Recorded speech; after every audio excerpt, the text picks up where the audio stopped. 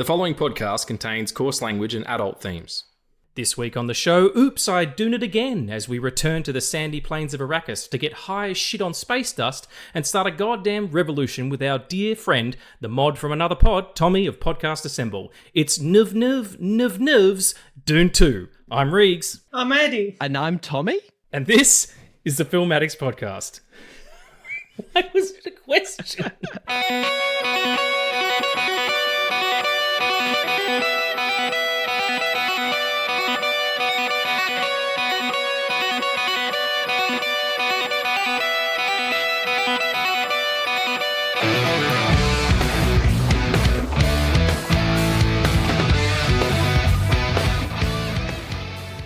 Hey friends, and welcome back to the Film Addicts podcast. I'm here with my best bud Addy and my other best bud Tommy. How are you both? What's been going on? I'm very good, thank you, my friend. How are you guys? Thank you for having me. So happy to have you. Addy, how are you? I'm doing good.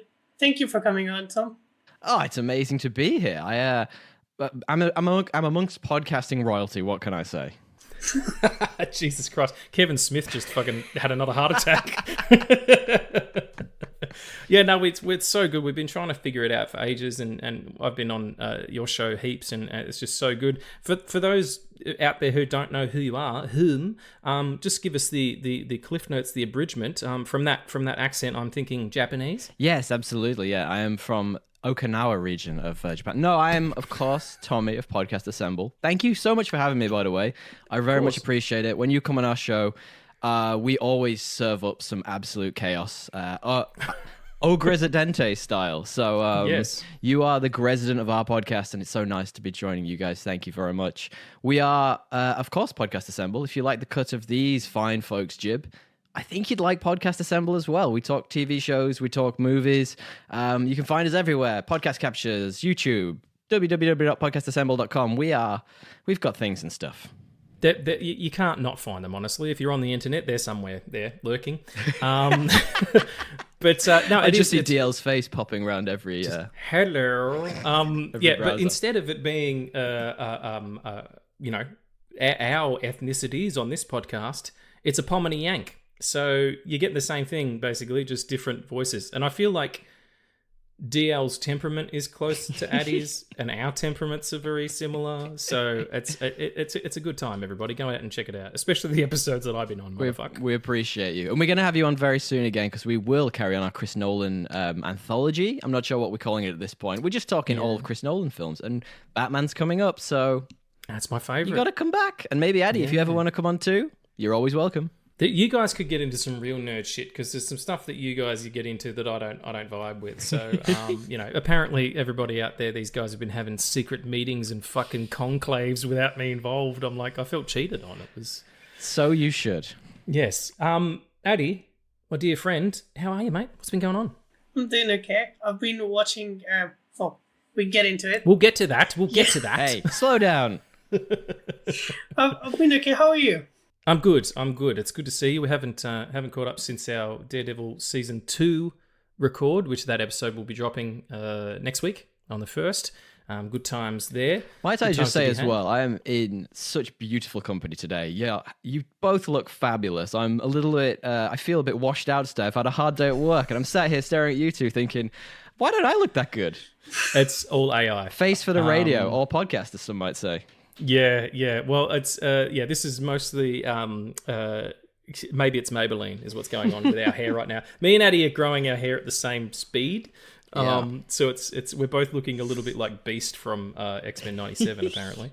But it's so good to have you here, Tommy. Thank you so much for coming on. Addy, it's beautiful to see you. Shall we get into some segments and see what's in there? Segment time. That's don't add new things. No. Well, we're going to do... What are we watching? What are we watching? Okay, I'm going to try that again. Ready?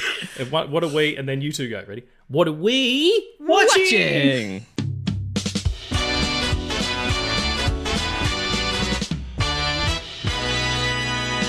Okay, so what are we watching? Addy, you're from left to right. Your face is on left. So you go first, and then Tommy, you can go second. What have you been watching, sir? Okay. So I watched Rebel Moon last night because... Oh, yeah. Yeah. Wait, what was this? Sorry? Rebel Moon. Oh, Rebel Moon. Oh, please tell me your thoughts. I have liked many. it. You liked it? I liked it. See, 3 stars on Letterboxd. yep, it's 3.5. But you give me like weird spider creatures, I'm all for it, man. Especially if they're played by Jenna Malone. Fuck. Yeah, look, he had to get one thing right in the whole film. I mean, the spider was cool. I'll give him that. Have you done an episode on that, Tommy, you guys? So we had it planned for the year, and it just kind of fell in line with when I was flying back to the UK. And I thought, I'll just check it out. I'll give it a watch and see if it's worth recommending so we can come back to it. And the moment I turned it on was the moment that I removed it from our list of films we were going to watch. I knew in that moment that DL would not have any of it. But saying that, we have an episode coming out which we're going to be recording tomorrow about a movie which was on Dre's list of movies he's most excited to see, maybe last year, called Beau is Afraid. Have either of you two seen or heard of that film? I have heard It's of Ari it. Aster's You've new heard of film, it? isn't it? Yep. Yeah? Okay. Don't watch it. It's... Oh, really? It's abstract nonsense. And now, Okay. I have a threshold for abstract. I really like abstract art. It's my thing. Films, not that much into, but this is utter nonsense. And I apologize. Okay. I just completely talked over you there, Addy, mate. I apologize. No, it's fine. It's all right. This is where the conversation goes. I didn't hear great things about that. Addy, like, as far as Rebel Moon goes, we were going to talk about it because we're doing Zach stuff. How do you feel about it just as a baseline? I feel cheated because we promoted this fucking movie for like a whole year, man. I know. Yeah. And then it sort of happened that my D&D character was also named Bloodaxe. Ray Fisher's character does not deserve that name. I'm just gonna say it. He's not doing anything. Well, motherfucker's using guns. Like, what the hell? I know. His name's Blood Axe. Like, what the fuck? Ludicrous. Featuring Mystical, can I ask a question there? When you said Zack's doing Zack Snyder things, that kind of sounded a bit naughty, and I don't know where your brain went with that, but mine went many different directions, and I'm not sure where to take it. That's all right. We can go the sexy route. Zack Snyder stuff. Is it all slow mo? Is it all like I don't know? It's the best kind. Fluids going everywhere. Like, what's happening? I've listened to your podcast way too much, by the way. That's I mean, we have that effect on people, honestly. Like, it's oh, I need to credit someone quickly. The title of "Oops, I've Done It Again" for this episode, that was my sister-in-law's joke. Fabulous. She was very clear about me letting people know that was her joke. Because I just said I'd do it again, and she did the song, the Britney Spears song. So are you at all excited about the second part, Daddy? Maybe. The fucking Child of Fire and Ice, or whatever the hell it is. What's it called?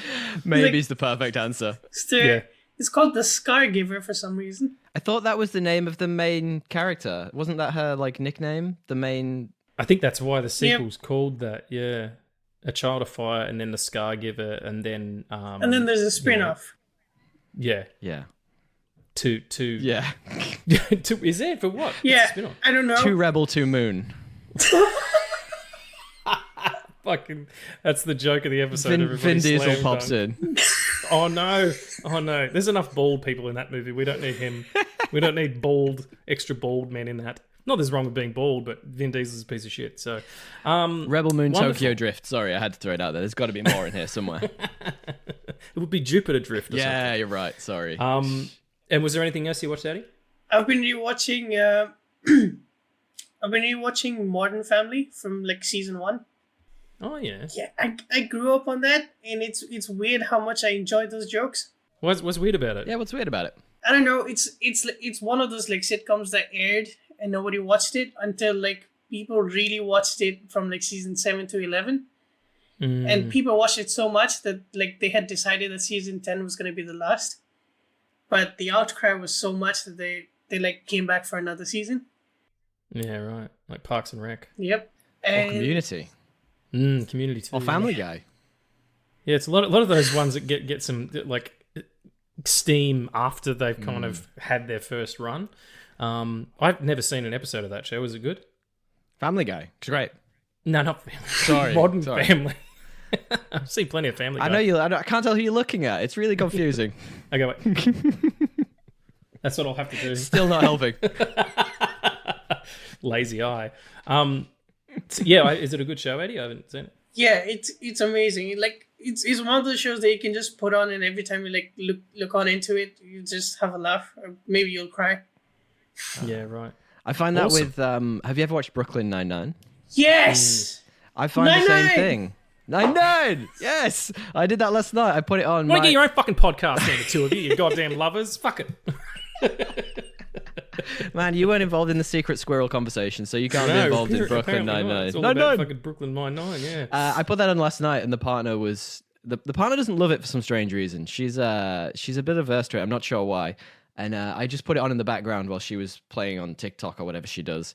And I just subtly put it on very quietly, and it was playing, and I was like, I've done it! I've got an episode on! Ta-da! Yeah, no, 9-9 rules. So, well, apart from Beau is Afraid, which we can all give a big skip, what have you been watching, Tommy? Where to start? So I watched this amazing movie called Roadhouse. No, I'm kidding. Of course, that was absolute trash. Check out the episode on it. Anyway. Go and check out. Yeah, I literally preface. I think the first words I say about that film are, "This is garbage." I've done a couple of other really fun things though. Did you both hear about the TV show that Donald Glover's recently created called Mr. and Mrs. Smith? Yeah, it was a big brouhaha about it because Phoebe Waller-Bridge was working on it at first and was going to be the female lead. Yeah, right. And she left. They were writing it together, and she left because of creative differences. Oh, which means she was probably fired. The show's really good though. Yeah, yeah. It's a bit of a slow burn. I think you've got to kind of deal with a couple of episodes of really working into it. But like Donald Glover, what a beautiful man! So stylish. So just well dressed, like every scene, even when he's like disheveled and destroyed, I'm like, where did he get that vest from? Should do a podcast that's just where did these people get these cool clothes? Talk about Batman's coat in BVS and. Well, interesting. Well, if you want to know the real life version, I actually follow a person on Instagram who styles all of the male celebrities. So you talk about anyone who's vaguely stylish. You talk about Barry Keogh, Chris Evans, any of these guys. They're all styled by this one celebrity stylist, and I don't, pick styles from hers and wear them myself. Hey, no shame here, sir. I like Robert Downey Jr. in his Academy Awards acceptance speech was like, I'm going to thank my stylist because no one else will. Like, what a fucking cool dude. Yeah, right on. So not Roadhouse. Not Roadhouse. Mr. and Mrs. Smith. Mr. and Mrs. Smith is a little bit different than the film in the fact that they're put together as spies as opposed to them both being spies and neither of them know. Yeah, it's a really interesting concept. They're both sort of trying to run away from something in their lives. Yeah. And they take on a job opportunity, basically, which is to be spies and kill people. But they're just sort of thrown together as potentially being a good match. And it's about how their relationship builds and the chemistry between them, how it starts off quite flat, but then the things they go through sort of bring them together. And then, you've probably seen the film with Brangelina in it. There's a tipping point where something goes a bit awry and maybe they've got to try and kill each other or maybe they're not going to. It's very, very good TV. Very much enjoyed it. Right on. That's on Amazon Prime, everyone. They're not a sponsor. We don't have an Amazon Prime voice either. Yeah, exactly. Give us a ring. We'll sell out Bezos. Immediately. Sorry, that's me. Yeah. I don't know about you guys. I would happily sell out immediately. Oh no, I'd like to. No one's offering. That's the problem. Anything else? Anything else sweet? Had a very good one actually. We started a new show. I'm talking all shows. We haven't had much time to see movies because we've got. As you rightly mentioned, DL is going away very soon for his wedding, so we're running out of time. We're trying to record as much as humanly possible to get out while we're away. So not much time for movies outside of what we've been recording, but we did start an amazing show. And have you seen the show Shogun? It's on Disney Plus, I believe. I started it and got about 30 minutes into the first episode last night, and then my cats were going mental, so I had to stop. Not because of the show. They're not racist or anything like that. Like, as far as I know. They hate Portuguese people. They do. They hate Portuguese. Yeah. And Portuguese ducks as well. So Daredevil? That's for my dad, that one. Yeah, exactly, for ducks. I called Daredevil a duck on the podcast. In the last one that came out, and Tommy called me out, and I'm like, I don't even remember fucking saying that. But it's true. It's great. It's great when you guys go off on a tangent. You just have a way of saying these random things, and it catches me off guard every time. That was going to be the name of the podcast for a while, wasn't it, Addy? Yep. Going to change it. Yeah. What, catches you off guard? No, Tangent, the podcast, because we do. I mean, how we get from one topic to, Professor Xavier sitting on a dildo chair, like it's just There is no threads. Oh, I think if you remember the last time you were on our podcast, Regan, we ended up doing some nice Professor Xavier impressions, did we not? You did a fantastic one. You've got a good Professor X in your bag, actually. Maybe I'll bring it out later. Because if you remember, he was in the 1984 version of this movie that we're going to be talking about today. He played Goon. He played Goon. He did. He played Goon. He played Goon. And I actually watched the 1984 version for this podcast, thinking that that's what we were going to do, and then I realized I was like, "Oh no, we're talking mistakes." That's all right. It could be worse. Shogun, though, it's very good. Check it out. We've watched maybe 3 episodes now, and I'm thoroughly engrossed. It's a remake of this 1980s 1970s series that was similar. It had John Rhys Davies and Richard Branson, not Richard Branson. He's the guy who owns fucking Virgins.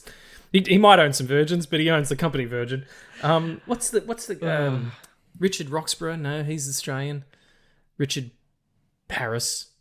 Someone named Richard was in the original Shogun, and enjoy it, everybody. I'm not going to look it up. Fuck Google. Wonderful. Well, I'm going to talk about a couple of things real quickly that I did watch. Yeah, One of them was Roadhouse. I watched Roadhouse. I don't know. I like Jake Gyllenhaal, so I was in the bag. What the fuck is Conor McGregor doing in that movie? I just don't know. I mean, he's off the chain. Like, it's a cocaine performance. Yeah. You know what I mean? Like, I think I said that on our podcast. I'm quite sure that there wasn't like a serving platter of food for him in his trailer. It was just like a Scarface mountain of cocaine. He just walked in, pushed his face into, and walked back out.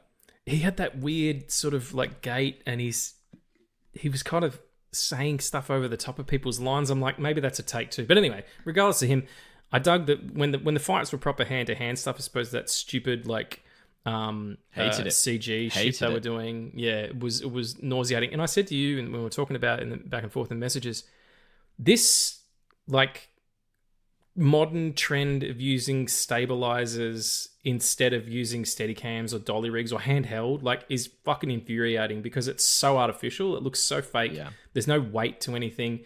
That is for people making, real estate walkthrough videos, or film students making their first film clip or whatever.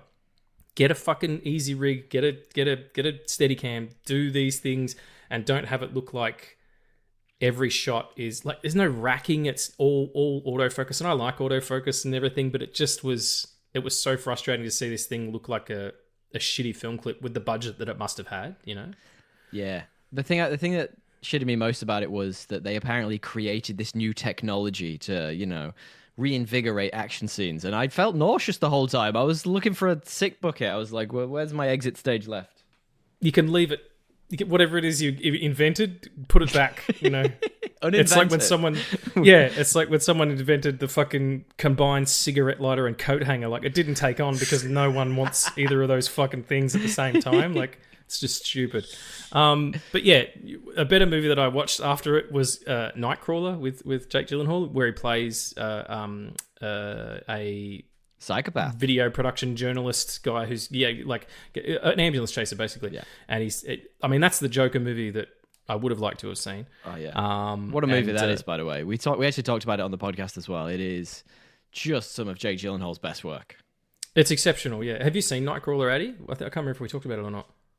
I watched it in preparation for my first journalism class, and I hated it. Really? You hated it because you had to do it as preparation for journalism class, or you just hated it straight up? No, I hated it because that's what journalism is now. Yeah, if it bleeds, it leads. It's definitely very telling, and it doesn't it ages fine, even though we've come away since then in terms of how people consume media. Like, it's more Instagram and whatever the fuck.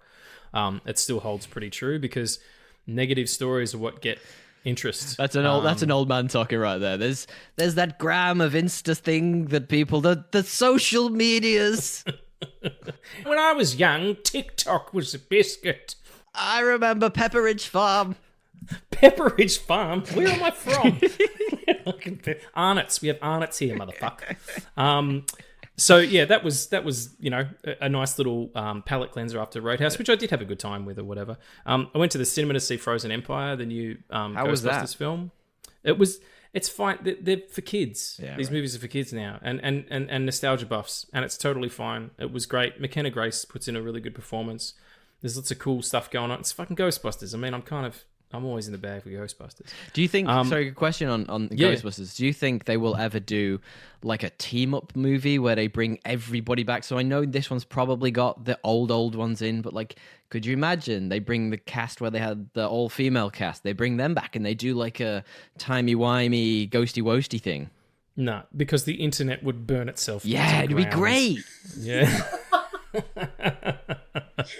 No, I don't think so. I think that's a pocket universe anyway. I don't think it works. But I mean, it's one of the problems with the film is that it's overstuffed. There's too many characters to kind of serve within the. It's only an hour and 40 minutes. Hold up. You're saying that in a movie about ghosts and weird plasma guns, they couldn't go into a pocket universe? All right. Oh my god. All right, yeah, no, fair play. You're listening, Dan Aykroyd? Can you hear what's going on? He had a good time making it, so, God bless.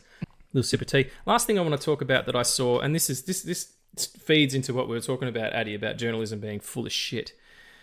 I saw I'm trying not to get agitated. I saw a story on Instagram that the new trailer for The Crow, the new Crow movie they've made with the younger Skarsgård. By the way, Richard Chamberlain was the guy who was in Shogun. Addy found it for me. But anyway, so the Crow trailer, it dropped, and it's a very modern take on it. And it's Eric Draven is the character, and that's the original character from the graphic novel. It has the most thumbs down on YouTube of any trailer ever. And people are losing their fucking minds. And it's all like, they've remade The Crow, they've remade The Crow, they've remade The Crow. My dudes, this is not a fucking remake. It's a new adaptation of the graphic novel The Crow by James O'Barr. It's like saying that the Batman is a remake of Batman Begins. It's not. It's the same character based on the same source material, just done in a new way. It's not a reboot or a sequel or a rebootual. What do you want to say over there? What's going on? Well, what proof do you have that the Batman is not a remake? I was going to say the same thing. Well, because they're both origin stories. Like Batman Begins isn't year one, and the Batman isn't year two. They have different. That's not proofreaks. That's just you saying things. That's your opinion. You are both wrong about life. But you get my point. Like, you know what I'm saying? And it's like, can we just wait until the fucking thing comes out before you hate it? And I'm sorry, that includes you, Alex Proyas. Like, I know you directed the OG. It's amazing. It's truly horrible that Brandon Lee was killed while making it. I can't imagine how painful that must have been to do that. But don't repost articles about the trailer getting canned and then pretend to act neutral. It's fucking smug and childish. Everyone just shut up and let it be what it's going to be. It's not the original. It's not Brandon Lee, but it's certainly not an affront to either of those things. So I just wanted to say that because I dug it. I really like that character. I love the original graphic novel. I love the original movie with Brandon Lee. It's one of my favorites. We're going to do it as an episode soon. But just everybody needs to calm their pickles. That was the most old man rant I've ever heard, by the way. Wait, hold on. When you say Brandon Lee, is that Bruce Lee's son? Yeah. What? I didn't even know that. And he mysteriously died on set. It was like wasn't it a bullet that was supposed to be a dud or whatever, and it actually went off? Yeah, it was a blank. A blank, that's it. It was supposedly a blank, but it had still some of the something in the chamber of where the charge is supposed to be empty, and yeah, it hit him, and he was it was tragic. He was killed, and they had to finish the film with stand-ins and CG work and all that stuff, and it was tragic, especially after what happened to his father dying so young as well. But it's got nothing to do with what this is. And that's what's frustrating to me. It's like, don't invoke the memory of Brandon Lee. Like, I'm pretty sure if Brandon Lee was alive, he wouldn't be like, oh, how dare they? Like, he'd probably be like, cool. The way that... Remember when Christian Bale, they were said to him, hey, how do you feel about Robert Pattinson being Batman? And he's like, it's a great choice. He's a really interesting actor. Make it your own. It would be like that. Like, let's not pretend that it's anything it isn't. Old man rant 1 over. There might be another one. That's 2. Keep count over here. That's definitely 2. No promises. Shall we get into some News. Fucking hell. It's nerd news, everybody.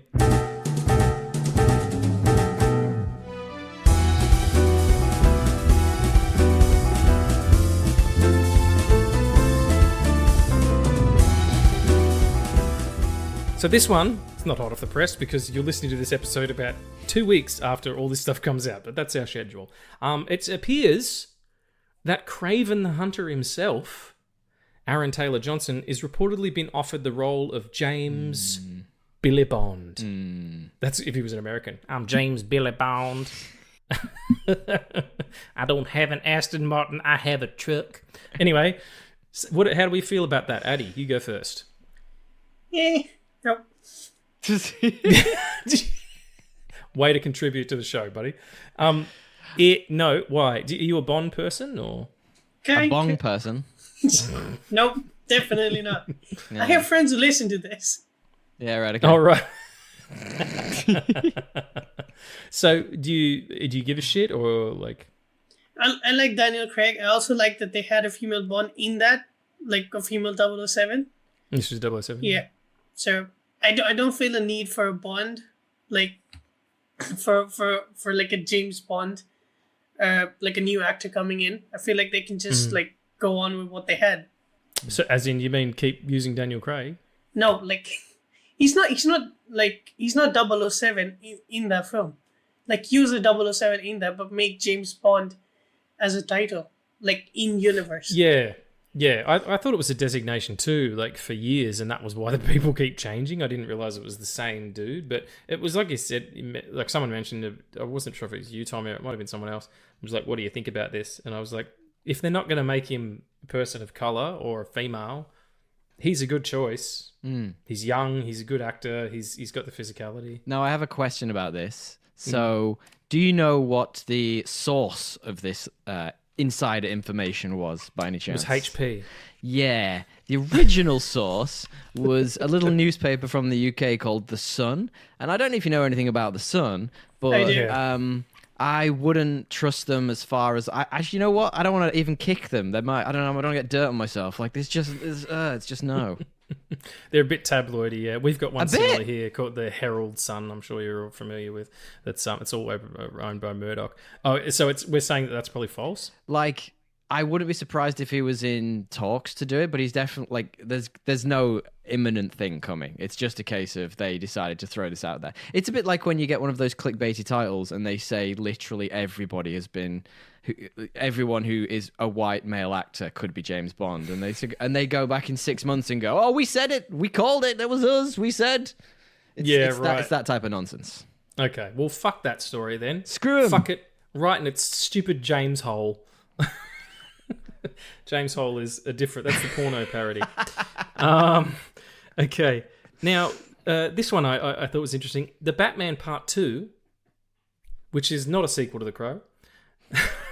Are you sure about that? I'm pretty sure. Actually, it shares a lot of DNA with The Crow, honestly, like if you think about it. But yeah, it's officially been delayed until 2026. It was originally supposed to come out in October 3rd, 2025, but is now set for October 2nd, the following year. What's happening? What do you think's going on? Is there not enough bats? Addy, do you think it might have been cancelled? I don't think so. Cause like in the shit that James Gunn is doing with the DC thing, he specifically said that Matt Reeves' universe is different and in the Elseworld shit. So do you think they're just like, we want to make this as good as it possibly can be? Let's not like hold to a date just to hold to a date. yeah. Also, I think it might have been pushed back because the Penguin comes out maybe this year, and fall this year. Right. and Mike Flanagan is doing a Clayface thing that is also in the Reeves universe, which is going to be a spin-off from the Penguin series. They're going to do Clayface in that? Yeah. That's interesting, considering how fucking, like, supernatural that is. Yeah, but Clayface. there are different versions of Clayface, though, right? So Clayface, in certain iterations, has been like an out-of-work actor who does all this weird stuff and changes masks and stuff. So, like, there are ways they could do it, I see. But the reason I asked you, Addy, if you thought maybe it'd been cancelled was because there's there's been maybe subtle rumors that perhaps there's thoughts that James Gunn might want to bring that Batman into his universe. Because if you think about it, it would make a lot of sense. Like, he's an established property. People like that, the Batman, that they like that city. They like what was created there. So, I mean, I can see it. I wouldn't like it, but I can see it. Sure, I can see it, sure. But the problem is, I said this before as well, I cannot see a Superman in that universe ever. Like, you can't have that Batman and that Superman in the same universe. It's also doesn't lend itself, like, the ethos of that film of the Batman is to be as sort of street level and down and dirty as it possibly can be. And then if you start bringing in fucking supernatural shit and gods and stuff, it's going to be like Pattinson's going to be out of his element. I like a down and dirty Batman personally, especially when Talia al Ghul's involved. Oh mate, yeah. They did some fucking filth. She did it all, and he gave it. Have you ever seen College Humor? I mean, we're talking 10 years ago now on YouTube. Oh no, I remember what you're talking about. Do you remember exactly what I'm talking about? Where it's like Batman can't stop thinking dirty, and he's like, "So what you're saying is, if I press this red button, it'll make an explosion." And then he's like, we did every hole. in an order you wouldn't be surprised by. Ass mouth badge. Like... This is like the old person version of like memes. This is what we used to do. I would just sit here and quote College Humor and Anchorman to my friends. Oh, mate, I've been doing that since I was in high school. Fuck it. Well, all right. Well, good luck, everybody who's working on the Batman. I hope it does end up coming out. Finally... The next Pirates of the Caribbean, the next Pirates of the Caribbean movie is officially confirmed to be a reboot of the franchise. Jerry Bruckheimer says, we're going to reboot Pirates so that it's easier to put together because you don't have to wait for certain actors. I don't know what that means. I think wait for certain actors as in wait for certain actors not to be cancelled anymore, or... You know, there's a whole thing about Margot Robbie was going to do one, and it was like, what's going on, friends? Does anybody here care about the Pirates pictures? I just thought it was an interesting story, considering they've been trying to make another one for so long. Never seen a single one. Legit? The first one is like cinematic, like royalty. It's amazing. It's a good picture. It's so good in terms of, we're talking family movies here, family blockbuster movies. In terms of that genre, it's right up there. It's amazing. We actually talked about it fairly recently. Me and the partner, we had like a random Sunday night, and it was my choice of movie, and she was like, "What do you want to watch?" And I was like, I don't know. Let's anything. And like I scrolled through and Pirates was there, and I was like, this. Like the introduction to Jack Sparrow, just iconic. Like all of his little like eccentricities. I mean, it gets worse and worse and worse as the films go on, admittedly. Yeah. Probably it might be the fact that maybe he wants too much money is the reason why they don't want to carry on with that. I think that universe. Like maybe he'd take whatever the fuck he could get at the moment. What? You know what I mean? Like, I don't know. He can get his dogs into Australia. He can do most things. He can try to get his dogs in here, absolutely. Trying to get his dogs in too many places is the problem. Probably watching Amber Heard going, I hate that bitch. That's my Johnny Depp, by the way. I've never done a Johnny Depp before, but that's it. It's very close. Good job. Thanks. Yeah. He does sort of talk. If you see the trial stuff where he's just like given the lawyer shit, he's certainly a character, which is why I would understand them wanting to sort of hold on to him. But the first one was also written by the guys who wrote the original Aladdin animated film. So it's got that kind of like high adventure quirk, and it's a really nice meaty script that doesn't overstay its welcome. The biggest problem with that picture is Orlando Bloom and Keira Knightley. Not having chemistry? Orlando does not bloom and Keira does not Knightley in that picture. It's pretty rough. Yeah, the lack of chemistry doesn't help at all. I feel mate, it's like watching two planks of wood go... You know my feelings about Daniel Radcliffe. He could be the third piece of wood. They could make a stool out of the three of them. I think stools typically have 4 legs, but that's okay. We'll get someone else in there. Three-legged stool. Yeah. I have 3-legged stools. Like, right? That exists. That's Who has normal. 3-legged stools? Everybody. They're everywhere. They're right behind you right now. Look, they're right behind you. No. I'm not going to turn around. I can see. I'm not going to turn around. There's no stools here. So, all right, Addy. Well, then, would you watch it if you were tasked to watch it? Would you watch the first parrots? I can't handle Johnny Depp, like at all. Neither can anyone else, apparently. That's totally fair. I mean, any Johnny Depp pre like 2000, I kind of dig. Like if we're talking about Ed Wood, Sleepy Hollow, Dead Man. All that stuff. He's in the Ninth Gate, which is a fantastic film. Any of that stuff. As soon as he gets pirates, it's like nah, and then nah. So you don't like pirates either, Riggs?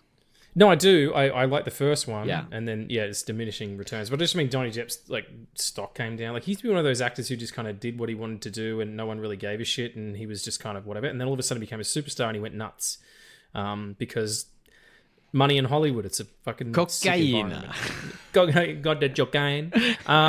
So anyway, Johnny Depp, good luck, mate, whatever, and good luck, Jerry Bruckheimer, making your new Pirates picture. So Max dropped 2 trailers for House of the Dragon, season 2 coming in June. I heard about this, and it one was for one house and the other was for other house, and I loved it so much. So, Addy, are you green or are you black? Team Black, all the way. That's fucking horrible. Isn't it? I wondered if you'd answered. You went full in. You were like, I'm not even gonna think about it. I don't understand this. Are you two like you know what he's talking about? I absolutely do. I was one of the original Game of Thrones nerds. I came in, I think, about the end of season 3 of the first season, and I was one of the most disappointed human beings of all time when we got to season 6+. So seeing something that's in that same universe with a good vibe and a good story and an interesting cast. I really hated the recast princess, whatever her name was, who became the queen. The recast, I really did not like that actor. I don't know, something shitter about me. But the story in general and the big dragons. Big dragons. Like, that's all I wanted. With tits. I also think that... Why did you just say tits? Dragons, because that's what that show is to me. It's dragons and tits. Like that's kind of what you want. That and incest. Before you said you're one of the most disappointed humans of all time, or whatever the hell you said, that could be your epitaph, I reckon. Here lies Tommy. He was one of the most disappointed people of all time. Oh, that's disappointed or disappointing? Like, well, it's like one of those vision things where when you stand on one side it says disappointed, and you move to the other it says disappointing. I don't want to hear about the artwork in your home. So do you dig on this stuff, Addy? Like I know we've talked about House of the Dragon briefly, but because I'm not really into it, it hasn't been a long conversation. Yeah, I was okay with it. I was okay with like Game of Thrones up until like the last 3 episodes of season 8, season 7, season 8. So you love Thrones then? Well, yeah, because my dad watched it and he didn't let me, and then I got old enough and watched it on my own. Yeah, nice. Yeah, fuck you, Dad. Stick that to your dad. I tell you what's funny. My beautiful fiance, she sat and watched Game of Thrones. So she never ever watched it. She was like, same as you, Riggs, a bit like, tits and dragons and magic. And I went, look, just watch episode 1. Like, if you don't fancy it, like, you can leave it. But Addy, as you well know, episode 1 is epic. The ending of it's so cool. It's just so engrossing. And she was in. She watched the entire 8 seasons in 3 weeks when it was COVID. Holy shit. Burnt through that. She is an absolute fiend for just burning through TV shows. My God, I just imagine her like just sitting there surrounded by snacks, not showering, not going out, and by the end of it she looks like Wolverine, you know? She does anyway. It's unfortunate. I don't know how we ended up together, to be honest. You're into Hugh Jackman, that's not a problem. So enough about houses of dragons, and let's talk about some houses of sand people. That's a shitty segue. House Atreides, maybe? House Atreides. Yes, enough. Thank you. Let's go back on that. Okay, so enough with houses of dragons. Let's talk about houses of Atreides. Ooh. It's Dune 2. It's Denis Villeneuve. Denis Villeneuve. It's wonderful. It's really, really like an exceptional piece of filmmaking. Again, following suit from the original, which is kind of where I want to jump off here. Addy, starting with you, how does this rate for you against the OG? Because I like it quite a bit more. Yeah. I mean, it's a continuation. It's not a sequel. And like the first one is almost like 85 to 90% just set up for this to happen. So yeah, this one had to be better in every way. But holy shit, this was like, it's one of the best things I've ever seen in theaters ever. Did you see it in IMAX by any chance? I watched it alone the second time. That's when I watched it in IMAX. Amazing. I haven't seen it in IMAX yet. I intend to. I absolutely do, because we tried to get IMAX tickets, and I was, as always, very last minute about it. And the only ones we could get were like the very front row. And I just imagine sitting there with your neck like cricking back. Yeah. In your chair. Looking like, directly up Josh Brolin's nose. Yeah. I mean, it's made for that format. It's a beautiful format, the 70mm or the 65 or whatever it is that they happen to shoot on. Greg Fraser returning as DP, an Australian guy. Just exceptional work. Won an Academy Award for the last Dune picture that he shot. Just, outstandingly beautiful to shoot in real locations like this, and being able to blend for instance, the scene where the guys are kind of like, it's the very, very beginning of the picture. They're all hiding out the sand dunes. They've got the bad motherfuckers. What are they called? Help me out with the names. The Harkonnens. Harkonnens, whatever they're coming down, and they've got those dudes, and they kind of float up onto that kind of tower. I'm like, is that they're rigged, right? There's rigging there. Like they're not really floating, and they're not CG, but I couldn't tell. It was so seamless. The only thing you know is CG is the sandworm.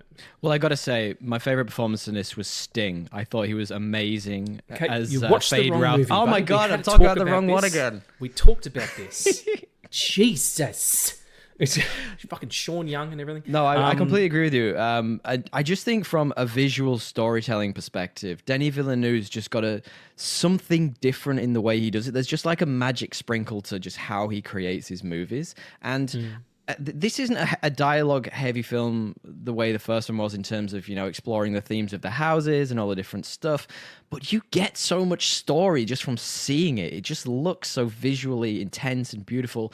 And I made the joke when we were talking about this on Podcast Assemble a couple of weeks ago that, like, I know there are all these themes and tones and deep shit in this movie, but I was like, ooh, beautiful sand. Like, I couldn't help myself. It's hard to take it in. Like, because I go in as like not really worrying too much about what it is compared to the first one. Let's just be its own thing. But then the Astor releases their calendar, and they're doing a double bill next week, and I'm fucking going, to do the double, because it was just, you're right, you're so awestruck by this person who has such a clarity and a specificity that just filmmakers don't anymore. Like this film reminds me, funnily enough, of Lawrence of Arabia. Because the story's almost the same. It's just in reverse. Like, he sort of starts out, instead of in Lawrence of Arabia, where he starts out cocky and then ends up having his world destroyed. Paul's had his world destroyed, and then he ends up being cocky, so much so that he's kind of the fucking villain at the end of this thing, Can I ask a question? Did you two talk about parallels to Lawrence of Arabia? Did you guys talk about the parallels to Star Wars when you did the first one? Oh, yeah. You did? We? Okay, I good. don't recall. There's a lot of Frank Herbert quotes. He's a very unhappy man. Yeah, what? Because Star Wars is a complete rip-off of... Completely. Yeah. But I mean, it rips off other things as well. Like, it's Seven Samurai. It's a bunch of other things. It's not just... Hidden Forest. It's not just stealing sandworms. It's stealing a lot of other things. But yeah, like, there's a lot of parallels. And I find it interesting that he's clearly got like a visual style that he's built off other people's movies, but is able to do it in his own way. Yeah, I mean, he's got a great pedigree, like, of, working, just in terms of his American pictures that he's made, like Prisoners and Arrival. Sicario is fantastic. Like, he has a very... I mean, he's even quoted as saying he thinks dialogue gets in the way sometimes. Like, it's a visual medium. It should... The images should do what it does. And I completely agree with that. I've just produced a trailer for a theatre production based on the show Still Alice, which is about a woman who has early onset Alzheimer's, and we had to kind of figure out how to visually represent memory loss without having any dialogue, because a lot of the time when you make these things, you don't have rights access to any of the script. If you're going to be promoting, you can only do it in picture form. So it's just, little bits of audio here and there, but it's no real dialogue. And and it says so much when you put images there for people to kind of work out themselves. And he doesn't. It's the same as Nolan. We were talking about Addy when we were talking about Oppenheimer when we did our best of episode. He's not going to fucking hold your hand. Like, this is what's happening, and you got to keep up. Why is it black and white? Well, it's a black hole sun. The end. We're not going to explain that to you, Yeah, I love you say they won't hold their hand. That's actually a question I had for you both. So, and you can tell me what mindset you think this person was in. I was talking to someone the other day who said that they'd gone and paid actual real money to watch this film in the cinema, and they hadn't watched the first one. And I was like, how much of the story, how much are you missing just seeing the second one? And are you a psychopath?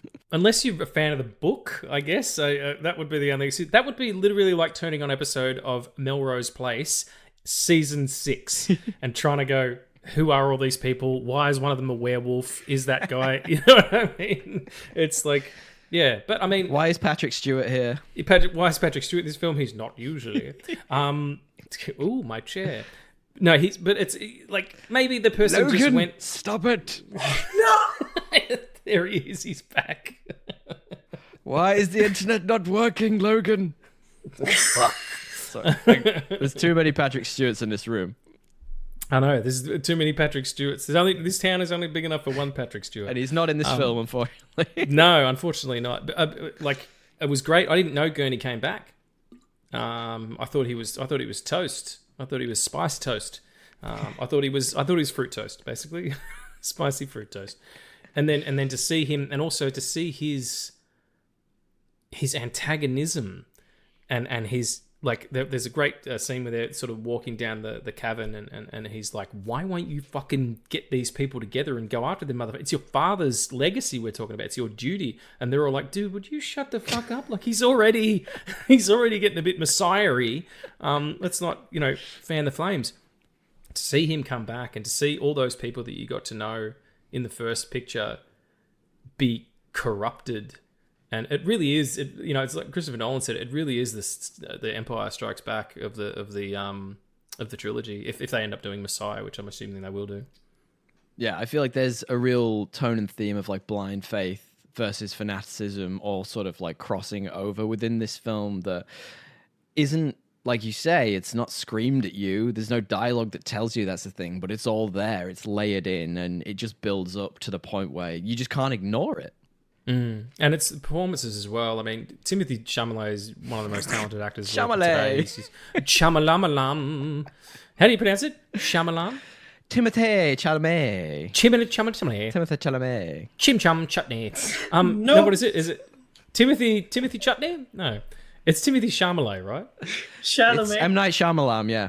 It's M. Night Shyamalan's great in this he's movie. great. He's wonderful as Paul Atreides. But at the end, he's a ghost, so it's weird. No, he's so good, and he owns it, and you see that arc beautifully. He's such a measured actor. He's got such intense eyes, and the scene where he's like in the middle of all the Fremen, and he's like, "You're going to fucking follow me because I am the shit. I am the full-on shit, and we're going to go and we're going to do this, and we're going to bomb these people," and it ends up being a terrorist attack. Like, I know the Harkonnens are pieces of shit, but still. I mean, he had been wearing that still suit for a long time. At that point, I assume it was pretty much entirely shit in there. Like, I don't know how they work, and I've got no bearing on this, but I'm pretty sure it was 99 to 95% shit. Sometimes there's some information you do need, like what's the filtration system like? But I guess they kind of do that because the scene where they're getting the water and they're like, it's you can't drink it when it comes out of their body, but it cools your suit. Just little fucking shit like that you pepper in. But yeah, the performances I think are what sell this, and you don't get a cast like this if you don't have a good script and a good vision. Addy, being such a huge fan of the first one and seeing the evolving of certain characters, and also the inclusion of some of the characters, more so like Zendaya's character and Javier Bardem. What's the future of this for you? Like, do you see the tendrils of what they're going to be? Because I mean, let's face it. I mean, not to jump to the end, but she's going to end up taking him on, right? Oh yeah, but okay. So going back to Tommy's point, I did have the You first. can jump in whenever you like, you don't have to wait. Yeah, if you know more about how much percentage shitwise there is in one of those still suits, you gotta be diving in there. This is information I need. It's got to be 60-40. To be frank though, they might have been like a butt flap, on, so you could just like. I love that because then the idea is that every single Fremen has an extremely tanned ass, but the rest of them's completely white underneath. I mean, if you wanted to make money on Dune, you'd open a sun cream store, right? That's just what you'd do. Especially if you're a Harkonnen, you'd bloody need that. So. Yeah. Come and get it. just for their little butts. Can you help me put some cream on? Are you tired of looking like Top Deck? Come and get the fucking creams. Anyway, sorry, Addy. What were you saying, bud? Okay. When I watched it the first time, we were 3 friends, and one of them hadn't seen the first one, and I was like, I could do the noble thing and give you what I know, or like give you my phone to watch a recap, but I'm not gonna do it because we're in the fucking theater. This is your own fault. You've done this to yourself. Yeah, but So are they a psychopath as well? Clearly. it's hard to say no to that. I hope they're not listening. I hope they are. Maybe they need intervention. You can't intervention a psychopath, dude. It's not smoking. They're not a drunk. They're a psychopath. The boat has sailed. You've just got one friend sitting in a room going, they know. Yeah. They know. And they're just sitting there going, I'm going to kill every single one of these people and drink their fucking blood. Yes. Okay. So you went to see it with a person who was a psychopath, clearly. But like, performance wise, like, where does it sit for you? So he liked it. He understood what was going on because there is a recap in the beginning. So this is one of the biggest gripes that I have with this film is that we didn't get a lot of I kind of understand why, but we didn't get a lot of visions in this compared to visions compared to the first one. And yeah, sure. I kind of figured that, in the first one, you see Paul as this prince who is going on this journey. Therefore, there are millions of paths that he can take. And then at the end of the film, when he says, my road leads into the desert, he chooses a path. Therefore, the visions are limited. But I love how, both films open on, the Sadokar chant and the aerial shots. The first shot, on film of the sand dunes in the second film is exactly the first one. Is exactly the same as the first one, even the narration. So, do you think it's called Dune because of the sand dunes? Well, you cracked it. You cracked the code, Tommy. Sorry, I keep doing this. I apologize. That's certainly fine. Yeah, I don't ever butt in and say stupid shit. That's my whole thing. If I can't do that, I'm useless. No, I'm pretty sure it's called Dude because that was what it used to be called. Yeah. Dude, where's my sand? Where's my spice? Dude, where's my sandworm? But I had a question for you, Addy, about that. So you were talking about the visions, and that I'm with you on that. I think it's an interesting choice that they didn't continue creating visions for him and showing them in the film. But at the same time, and I had this conversation with DL, when he drinks the blue piss, whatever it is, the worm blood, I don't know what it is, and he becomes omnipotent, right? So the thing is, he effectively becomes the Messiah. Roll credits for the next film. The idea, I think, for me, it really hit home that if he's omnipotent and he can see all these futures and he can see, even if it is fragmented, he knows what's going to happen, and that sucked all the tension out of the ending of the film for me. So for the last 15 minutes, as beautiful and amazing as it was, and the fight scene was awesome with Austin Butler, who we'll probably talk about in a minute, it did lose a bit of the tension. I was a bit I don't know if he can see everything. How am I supposed to be invested in this? He knows what's going to happen. I don't know if you felt the same. I kind of did in the first one, but then on rewatch, because he says that there are many features that he sees where they don't prevail, but there is a way. And was he fucking Doctor Strange? Yeah. What's going on? 6,000,007. Fucking one, bitch. And like when he says that, they show like a really small vision of him stabbing Fedorova. So he knew that it was going to end in a stab, but he didn't know that he would be stabbed before, which is what kept me on. Because by the time we get to like the final act, when all of them are in the room, I went over to my friend and was like, it's already time. They're not going to fight in this film. And then they do. Oh man, it's a very sexual moment though. Not going to lie to you. It's two dudes, For who? both very sweaty, trying to stab each other. I had a great time. Thank you. Fair. Thank you. It was beautiful. And Austin Butler, as much as his voice annoys me sometimes, is a beautiful man. He is probably the best looking person on earth. Me and Emma watching Masters of the Air at the moment on Apple. It's sort of like a spiritual sequel to Band of Brothers and The Pacific. And there was just a shot with him just sort of staring listlessly, just like, well, we got to do something, whatever. Because he still sounds like Elvis, kind of thing. We got to get out of this camp, whatever. And Em goes, my God, he's good looking. She never pipes up like that. I'm like, you know what? She's fucking right on, he is. And what an incredible actor too. Like, yeah. I really, really love him. I think I saw him in Yoga Hosers first. Oh. That was the first thing I saw him in. And then he was in... Did they also have a butt flap at the back, the Yoga Hosers? I don't recall. I do remember there being little sausage Nazis, but that was back in my drinking days, so don't remember too clearly.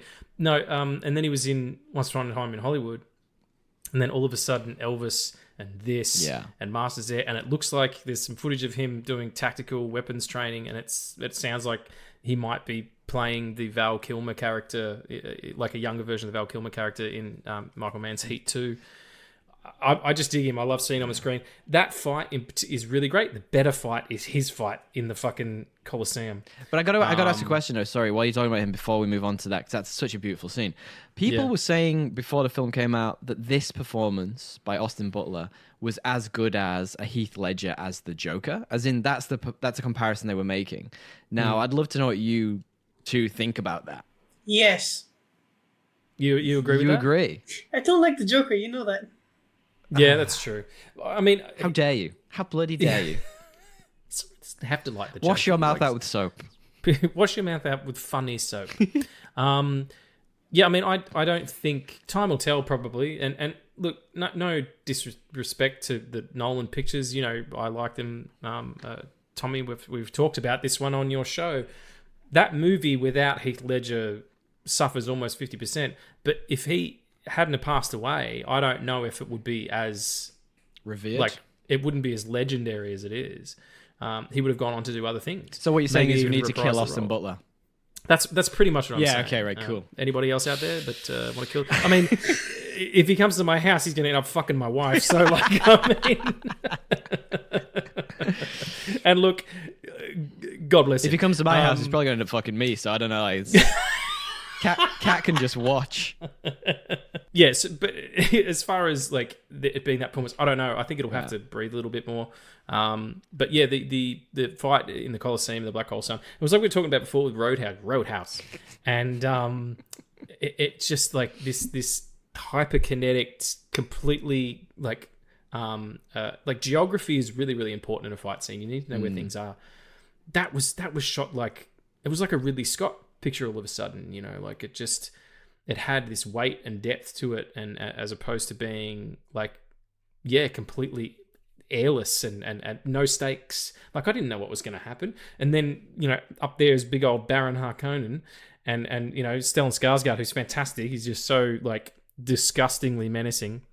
He's like, yeah, that's right, bitch. You're gonna fight properly this time. These guys aren't drugged. And he still whoops that ass. And it just, like the palace intrigue kind of stuff is really a dig as well, you know, with Christopher Walken and Florence Pugh, who we'll talk about shortly. But I just felt it has a classical style and a classical feel, even though not only is it sci-fi, but it's also very modern as well in the way that we do things in the industry. And still, the thing that I think about the most is Lawrence of Arabia. So it's just that fight scene in particular ticked me over to another level of appreciation to it, because I was like, oh, this is old and new. Like my butt plugs. Well, they're new to me. They're second. But they're old to who? I don't know. Whoever I got them off. Austin Butler. No, they were on Marketplace. Oh, okay, all right. Austin Butler. Look, man. Austin Butler's ball gags and anal beads are in somewhere in a shrine of some sort. I do completely agree with you, actually, and I think that Harkonnen, see what I did there. Harkonnen's back to the visual storytelling of Villeneuve a little bit. It is a masterclass, but I've got to say, like, if Anakin Skywalker was on this world, he would have the worst possible time. Oh, well, you get sand in that suit, wouldn't you? You get sand. No, but he just hates sand. Yeah, he does. Oh, yeah, that's right. He hates sand because he's a fucking It's his worst nightmare. You found out how to defeat Darth Vader right there. You take him to DUNE. I thought you meant because he's got all the machinery and he's just like, once you get it in there, you can't get it out. You know? My jokes are lost on you. It's like a couch at a beach house. It's like, no, it's always going to be crunchy. We can't do anything about it. You're absolutely right. Thinking about what I said before, Christopher Walken and Florence Pugh, it's the same way I felt about Zendaya and Javier Bardem in the first one. It's like you just kind of get a soupçon, like it's just a little flavor of them, but that's what makes it so dense. Like I haven't read the books either. Have either of you read the books? So I haven't read them, but I have a pretty good overview of the later ones. But right. Maddie, have you read them, Maddie? So before watching part 2, I read the first one, and I kind of started like Dune Messiah, but I already knew that we were gonna get the movie, so I didn't bother. It was like you don't want to ruin it for yourself. Yeah, this is a lot. It gets like sexually weird a lot. Does it? Yeah. Sounds fun. Really? What? How come?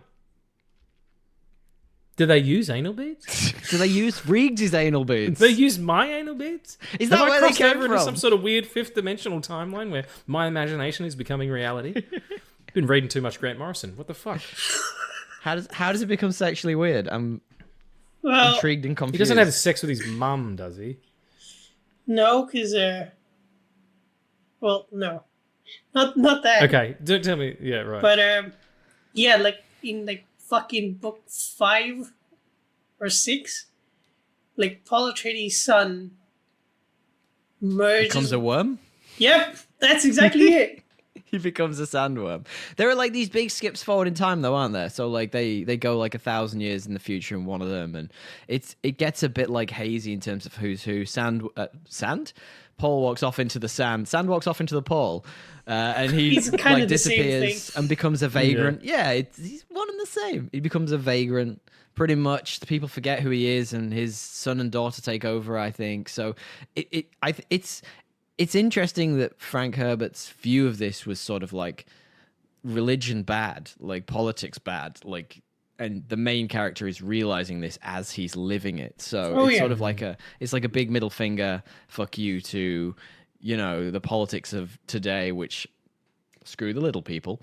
And it's really it will be really interesting to see how Denis Villeneuve takes that forward and whether he goes with these ideas. He's already started to change it. So at the end of the first book, you'll know Addie, Zendaya's character, Chani, she sort of falls in line and is like, yeah, okay, great, I'll be your concubine effectively. But I like what they did at the end of this one because it gives her significantly more agency. It makes her feel like more of a fleshed out character. She keeps that power that she has through these movies, and sort of runs with it. And it makes her feel more real to me. Whereas if she'd just fallen in line and been like, yay, Paul. Yeah. It wouldn't have fit with, what he'd built there. Yeah, absolutely. And like, in the books, Chani is just there. In here, like she's a character. Yeah. And like she's fucking training him. Exactly. Like, he would be dead if it wasn't for her. I was saying to Addie off mic, I feel like Zendaya is a bit weak in this. I don't know. Every time she opens her mouth, all I can hear is Mary Jane. Like I don't feel like her character was. I was very aware that she was acting. But it might have been the script. I don't know. She sounded like a petulant teenager. And then all of a sudden it ends on her. And I'm like, oh, shit, I want that movie. Like, I want that version of this. I wanted to do some backflips and and be kicking people's ass. But it was... that kind of brought it back for me almost. And then if you look at it back, it's like, no, she's just a young girl in love. Like, that's That's all that is. And she's conflicted, right? So I think all the way through, you'll see she's with her friends who don't believe in the religious zealots. They don't believe in all the fear-mongering that's happening through the religions and the Lisan al-Ghib, all the stories. There's some great memes about that. You've probably seen them all.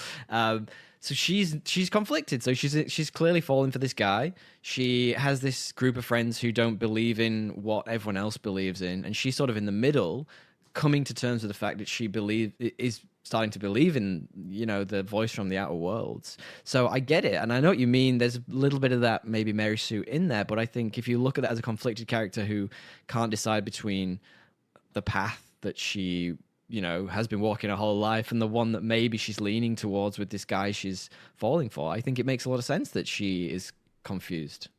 Yeah, it definitely plays better, after sort of a reappraisal of her entire arc. Just thinking about the religious aspect that you're talking about, it really is.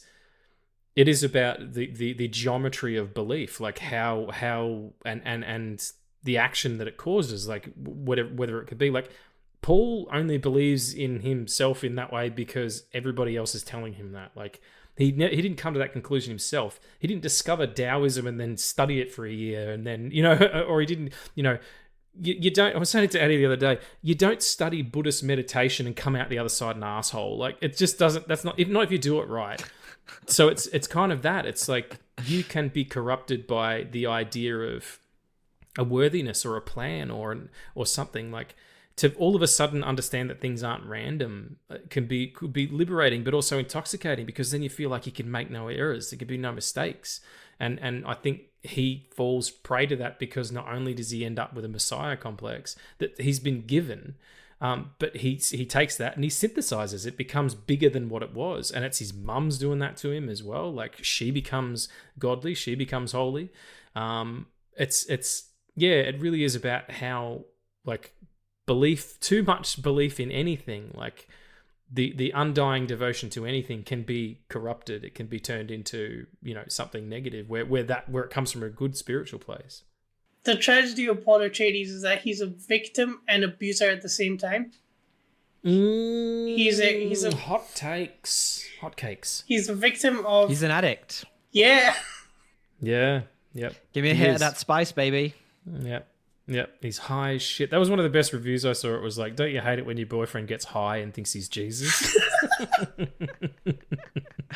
I gotta say, and I'm sorry, Eddie, I'm cutting you off again. I'll stop, I promise. But it's definitely not lost on anyone.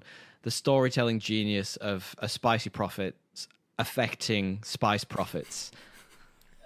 I feel like there's a beautiful poetry there that it needed to be said in the film. All right, I don't want Denis Villeneuve to tell me things, but if he's going to tell anything, it's got to be that. That should be the third one. It should be Dune Spicy Prophets. Spicy Prophets. That could be the name of either an Indian restaurant or a tax firm. Yeah, brilliant. Spicy Prophets. Come on down to Spicy Profits. We've got some really good chicken tikka masala, and also we'll do your bass statement. Sorry, Addie, what you were saying, you were talking about, that was a fucking beautiful point that you made. Like, yeah, that and then we absolutely ruined it for you. We apologize. A victim and an abuser. No, he got it. That's a nugget. Yeah, because... Which you can also get from Spicy Profits. Sorry. Get real. Okay. Addie, please. Yeah, because he falls prey into, like, Lady Jessica telling him that everyone around you is going to tell you who they think you are, but it's up to you to decide who you want to be, right? That's the first film. But after she drinks the water of life, right? She is not only... So I guess what happens with the water of life shit is that you get so high that like you're on the same level of highness as like the other idiots in the same room. Yeah, right. Like, there's a reason why I've always wanted that. Yeah. That's what I've always wanted. Contact high. Yeah. From a worm. That's why I'm always sitting alone at Starbucks, because nobody's as high as me. What the fuck are you going to Starbucks for high? What a waste of weed. Go on Starbucks High. That's like doing cocaine and going to see your grandma. Like, why would you do that to Now yourself? that would be funny. I would love to see that Conor McGregor movie. I'm sorry. Like, Conor McGregor's grandmother is his cocaine dealer. Like, I guarantee it. It's Scotland, baby. You should know best. Ireland. Come on. Is he Irish? Because he's fucking Irish. Yeah, dude. It's McGregor. Exactly, Conor McGregor. Irish. Okay. Well, McGregor's Scottish. I worry about by you, Regan. heritage. You should. there's lots of things wrong. Anyway, forgetting all that, Conor McGregor and his cocaine issues. What were you saying, Eddie? Sorry. Right. So Third time looking. Yeah. So he gets like he drinks this shit, and he like it's not like his mother believing in him. It's not like his unborn fucking sister embryo believing in him.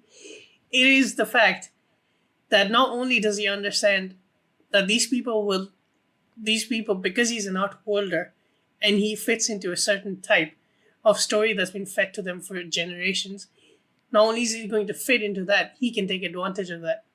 Yeah. And I think you're 100% right. It's a case of, like, he needs them, and he sort of hates the fact that he's going to have to use these people he's promised he's going to save.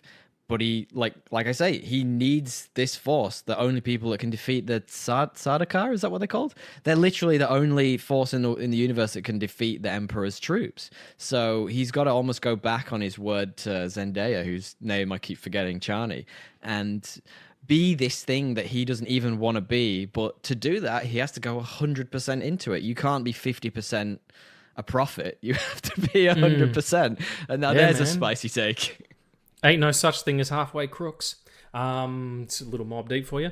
That is one of the fucking cold-blooded moments in the film where it reminds me a little bit of Twilight. You know, the first Twilight movie where slow down. Just hold the phone. This is where a coat hanger with a lighter would be very useful, because the two things you've just talked about do not make sense together. Twilight. That's true. But just hear me out, because it's teen romance, right? You've got. Is it though? Isn't Edward like 200 years old? Yeah, but he's stuck as a teen. Like he's sucking them bloods and stuff. But he's anyway. Is that all he's sucking though? Like, is that all? Oh mate, he goes down there and he stays for the day, baby. Oh Christ. He's a cunning linguist. He's a generous lover. He is a generous lover. He's got a PhD in eating pussy. So, and a PhD, a pretty huge dick. Talking about people eating pussy and who were in Twilight. Fucking hell, Love Lies Bleeding. The new picture with Kristen Case Stewart in it. It's a really good picture. Like it's like a 90s style neo-noir about a lesbian couple, one of whom's a bodybuilder and one of whom is a young girl sort of stuck in this small town, and crime and intrigue. It was good, except for the last 5 minutes. I was like, what the fuck? But can I do a tangent on a tangent? I absolutely love where this is going, and it's nonsense. Yes. But so tangent on a tangent. So when me and my now fiance we first met, we were making jokes about like who our whole pass would be if we ever met a celebrity, and I was admittedly a little bit drunk, and she had a great one. She came at me with Ryan Gosling, which, I mean, if I wanted a whole pass, it would there was a guy, it would probably be Ryan Gosling, and my brain couldn't think of one. I was a little bit tipsy. So the first person that came to mind is the one person I have no interest in Hollywood, which is Kristen Stewart. But I'm going to die on this hill because I said it and I got to back my shit up. So if I ever meet Kristen Stewart, and I know she'd have no interest in me, but I'd try my very best. Yeah, I don't think it's geography that's going to get in the way. I think it's going to be the fact that not only is I think she's gay. Yeah. Oh yeah. And like, I mean, you're a beautiful man and everything. I'm not saying that she wouldn't be interested, but like, I know. I fucked up. That's all right. I mean, like, you put in a sub. The record scratched and it was like, he knew he fucked up. And he knew he fucked up when he chose that woman who's huffing and puffing all the time in those Twilight But she's movies. Good in that movie we were talking about. Yeah, Love Lies Bleeding. It's really good. But there's a couple of lesbian sex scenes that are just like really legit, as opposed to being, there's nothing gratuitous about them, and they're just not they're really well handled anyway. So, but more to the point, come back to the original tangent, which does have something to do with Dune. In Twilight, the character of Edward keeps going up to Kristen Stewart's character and being like, "You got to stay away from me. I'm too dangerous to be around." And then he'll fuck off, and then he comes back to say the same. "I'm too dangerous to stay away." And we'll fucking stay away from there, you vampire dick. That's like almost what Paul does at the end of this to Chani. He's like, "I'm sorry that we can't be together, but I'll love you until my heart stops or my life ends or whatever the fuck." Now, other girl, marry me.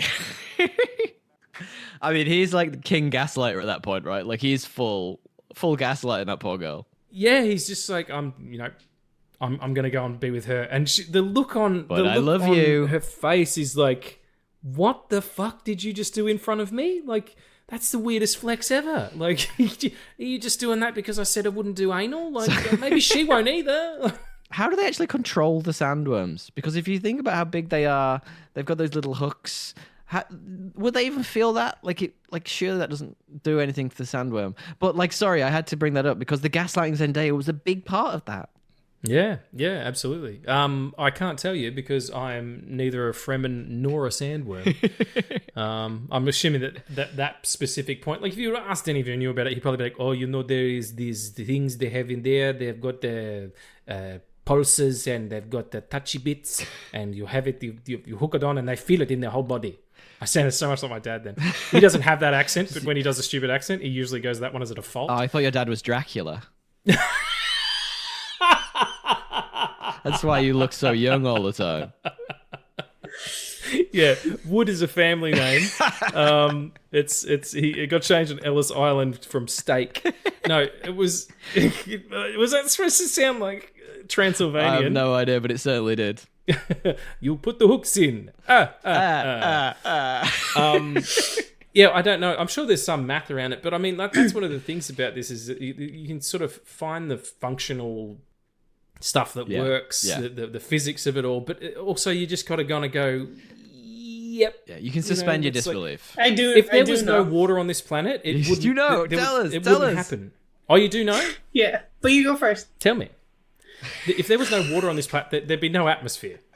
True. There would be no atmosphere on the, like, you can't have a planet like sustain people without water. It's impossible. My favorite thing is it's like Addy's just like, yeah, make an idiot yourself, and then I'll bring some real points here. Like, you can say whatever you want. I'll bring the real stuff. We've been doing this for 3 years, mate. Like, this is literally what's up. Sorry, Addy, go ahead, mate. So the sandworm in the film has scales, right? And when you hook on the scales and you pull up, you see like the small suction holes. Do you? Yeah, like in the scene which is on YouTube when he like first rides the worm. No pun intended, but why not? I mean, if you've ever listened to Podcast Assemble, we do a thing called stupid plot summaries before we actually start. And if you would indulge me for a moment, my stupid plot summary for this was just, we're returning to Arrakis, a world where you become a man by riding a worm, and size does matter. So, I'm with you, buddy. I'm with you. Fuck yeah. Riding the worm. Okay, so suction cups. Yeah, so like... For forever. Yeah, so they're basically for ventilation inside, like for him to breathe, because all it is just a mouth. Mm. Right? So when you pull on those... You can't do visual gags on a podcast. Yeah, no one knows what we're laughing at. Just people, just imagine the popcorn cups. Yeah, sexy. Exactly. So that's about anal beads. God, you have to cut so much of this. It's just us laughing at nonsense. No, I'm not. I'm not cutting shit. This is raw, baby. That's how we do it. Just like I did with the popcorn cup. Well, that's the beauty of the popcorn cup. You don't need to put on protection to fuck it. It's like, unless you don't want to get butter on your dick. I don't want to get my popcorn cup pregnant. Or you don't want to get fucking cum all over your popcorn, more importantly. I mean, they like salty popcorn over here in Australia, so I don't know where you're going with this. This might be the dirtiest shit ever. Oh, Addy, I'm so sorry. Please. Oh, man. Salty and sweet popcorn, my thing. Just the best. It's like 2 worlds come together. Yep. Literally. I don't like sticky popcorn though, so let's stick to the Dune, shall we? Oh Right. God. Right. So when he pulls on the scales and he exposes their Everything's dirty now. I can't. You fucked me into a corner. You're the one who fucked the sandworm. Yeah. It's you talking about flaps before. I can't keep this all That's in. the weirdest schoolyard taunt I've ever I heard. know. Your dad fucked a sandworm. What? What did you say? Your vampire My dad dad. could beat your dad up. Your Dracula dad fucked a sandworm. That's the first time anyone's ever said that sentence ever. Okay. All right, hang on.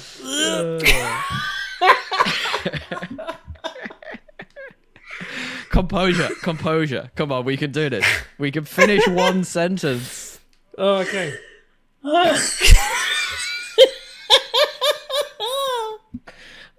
I want to suck your worm. I know. Your vampire dad fucked a sandworm. It's just fantastic. It couldn't make any less sense. Okay. Okay, Eddie. Oh, you're having Woosa. trouble too. Okay, it's not just Woosa. me. Okay, here we go. Take 5. I have a plan. We can. Oh, my stomach. Sorry. Okay. You're gonna have to give me a second. There's a lot on the cutting room floor this week. I tell you that. Bloody Oh, hell. it's fine. I'm the editor, so it's totally cool. Wait, hang Can on. you send us the outtakes of this? Because I think it's just going to be us pissing ourselves laughing. It's going to be great. I'll probably leave in the fucking Dracula worm dick thing. Oh, big time. Go ahead, Addy. Sorry, we're getting completely distracted.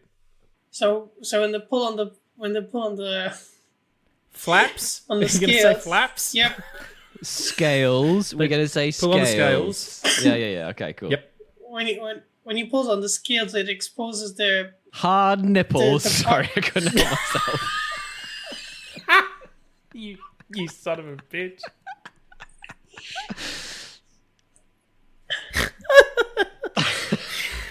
They pull back on the scales and they reveal Right. not nipples, but and like breathing things that like it helps the worm breathe basically. yeah.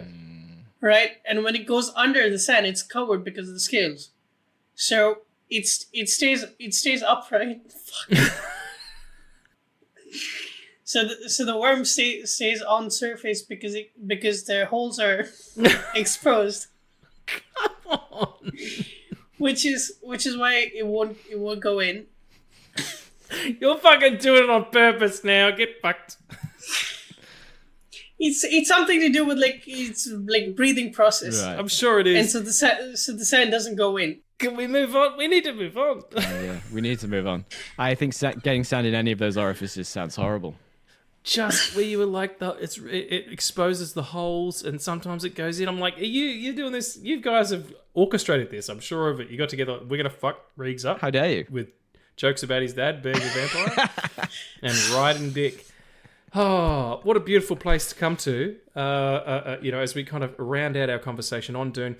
Tommy, on your show, Podcast Assemble, please check it out on all platforms. You have, and while you're there, like and subscribe and just Please. hit 4 stars. Helps. I love doing Ooh, that. 4 stars. It helps with algorithms, things we don't understand. Yeah, that's right. Things we don't even think about because we're too busy talking about fucking cockworms. Anyway, what Tommy does on his show, Natty, as you probably know, and everybody out there, is you do 3 best and worst. We do. And I thought we would take that on today. We'll do the 3 best and worst. And we don't normally do a worst on this show because that's not our vibe, but we're going to do it because you're here today in solidarity with you, my friend. So why don't we start with you? Give me your 3 best and your 3 worst of Dune Part 2. Well, thank you. You put me right on the spot. I think so. The reason we do 3 best and 3 worst is to give you a balanced view of the movie. To say, 3 reasons why you might want to see it and 3 reasons why you might not want to see it. It gives you the balance. Sometimes we don't make it. So for this, I really struggled with getting my 3 worst. But the 3 best are very simply the cinematography, which we've talked about, was pretty darn good.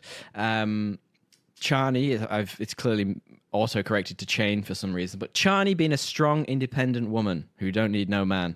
And Loved the themes of free will versus fate and the religious zealot stuff that we talked about. For me, when you combine those aspects, it just is such a rich, deep film, and it's a tapestry of beauty. Nice. And what are your 3 worst? Ooh, you want me to do worst as well? I said Paul's a bit of a bitch sometimes. I was a bit like, come on, dude. Like, man, you know what I mean? Like, just get it together. Just get the sand out your crack and fucking puff some of this spice and we'll have a good time. We'll just go out, we'll have a good time at the club. You know you will like it once you get there. I did actually have one which might be a bit of a nitpick for the movie, which we didn't really talk too much about, but some of the characterization was a bit rushed. So when we got Gurney back in, you talked about it a minute ago, Gurney was an amazing character in the first film, but when we got him back in, some of like his vendetta against Dave Bautista, who also was very good in this, was kind of out of nowhere. I was a bit like, oh, you don't like that guy? Okay, that's cool. And finally, the last one was just the fact that, I don't know, if you know anything about our podcast, you'll know that from the very first film, there is a line in it which has stuck with us all the way through, and it's where we always get it wrong, and it is, again, Gurney Halleck says, get everything with guns in the air, and I'm pretty sure we get it wrong every time, but they don't use that line. Why don't they use that line? Sons of bitches. I know, right? Bring it back. Bring it back 4 just stars. for Foster's. Thank you for indulging me. You're welcome. Thank you for letting us steal your bit. Addy, go. And I'm not going to interrupt you. So much so I might even turn my mic off. So, the direction, cinematography, the soundtrack, which I've almost memorized. I also want to give a shout out to the love theme, which, if you don't know, is a mixture of the Atreides theme and the Dune theme from the first one. Is that right? Pants. That's cool. Yeah, because where the bagpipes come in, it's more of a flute this time. A good adjustment. Yeah. Flutes over bagpipes, I'll take that any day. And yeah, sandworms. Yeah. Nice. That you can or cannot fuck, depending on their size. And what are your worst? I know that it's not normally something we do, but let's give it a try. Christopher Walken. I agree. No. I agree. Yeah. I feel like he was totally miscast in this. He was too distracting for a role that big. Agreed. Yeah. That small. And he was just Christopher Walken doing Christopher Walken things. Yeah. Just there. And he didn't he wasn't a character. He was just himself. And I was like, oh. Yeah. There's sand yeah. everywhere. It's crazy. Your dad is a vampire with a watch Your dad's in his a ass. vampire with a coin up his ass. Your dad was a vampire with a watch up his ass. Sorry. So Christopher Walken, I can understand that. Yeah, totally miscast. I feel like they're just going off your point. They're the scene where Gurney, spoilers, but it's been out for 2 months now. The scene where Gurney kills the Dave Bautista's character. I feel like we could have had a duel there and then have him kill in the third one, because then you would have at least rooted for his side, right? And here he just stabs him in the neck, which is the fuck are you doing? I mean, if you got to kill someone, it's a pretty efficient way to do it. Dave Bautista could. Sorry? If you're going to kill someone, it's a pretty efficient way to do it. Stab him in the neck. True, but also Dave Bautista could pick Josh Brolin up and slam him. He could snap him over his leg like a little twig. Snap. I totally get that. And at number three worst? You don't have to have 3, by the way. If you can't think of 3, that's totally cool. We often stop at sometimes not even 1. I have one because I did have a conversation with someone who could not like this film as much as the first one because of the religious stuff. Because it is organized religion versus free will. And so someone who is into that or is coming out of that could not have a great time watching this. Yeah, absolutely. If you're in certain predicaments, that it might ring a little bit true or not true enough. I don't know. Very good. I will mirror a lot of what you folks have said. The cinematography is some of the best. In fact, it actually caused me that weekend after I saw it to get out my cameras and do some lighting tests. Not to try and emulate it in any way, but just to just to do some work and be like, I need to get better at my job as a cinematographer. So you know, God bless Greg Fraser holding it down for all us Aussie cameramen or Aussie lensmen. Appreciate it. The score slams. It fucking slams, man. It's just, it is exactly what it needs to be. There's not a note out of place. Is it your boy Hans Zimmer again? Yeah, it's Hans, big Hans. Yeah. As you like to say when you came on, did the Batman podcast, Hans Zimmer.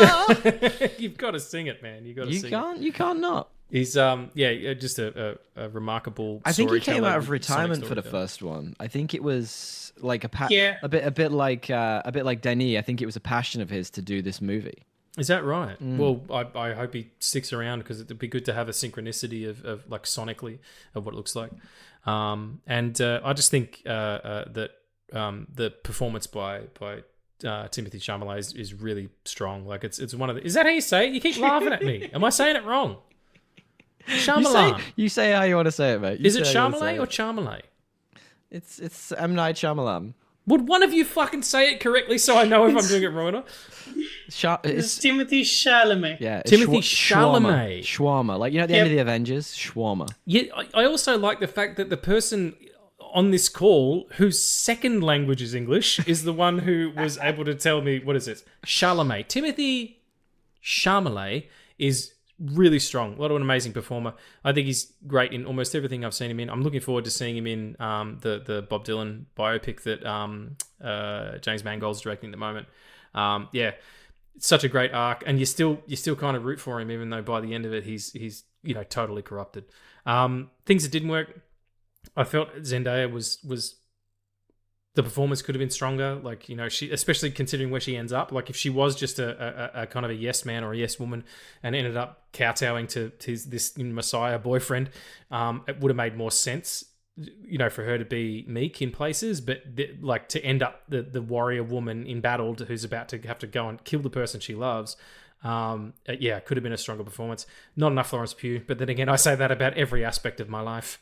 And also, you know, there's just no Mark Wahlberg in this picture, you know, like it's just, he could have played a sandworm.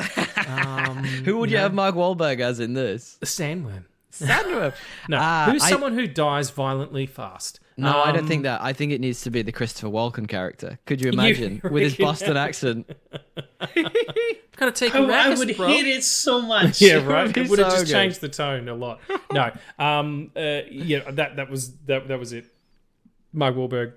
That's sorry, everybody who doesn't understand. That's me ripping off another one of Tommy's show's bit. So We've got too many by this point. I feel like our podcast is completely inaccessible to new listeners, which is not what you need. No, not really at all. no, you can drop in anywhere. I do it all the time. That's it, folks. Dune 2 by Denis Villeneuve. It's wonderful, starring Timothy Chalamet. Excuse me, or did I fuck it up again? Too many M's. Shamalamala. Ding dong. No, what is it? Chimilian. That's it. That's the one. You do you, buddy. No, you say it again. It's Timothy Chalamet. Chalamet. What do I keep saying? I don't know, but it's not that. All right, fuck my own hole. Here we go. Thank you so much for listening. Before we get out of here, we're going to do some Q&A. Do you want to stick around for Q&A, Tommy? Totally. Wonderful. Let's do some Q&A. I want to be in your Q&A. Oh, fuck me. Well, that's what I'm inferring. That's one end of the worm and the other end of the worm is the Q and the A. Okay.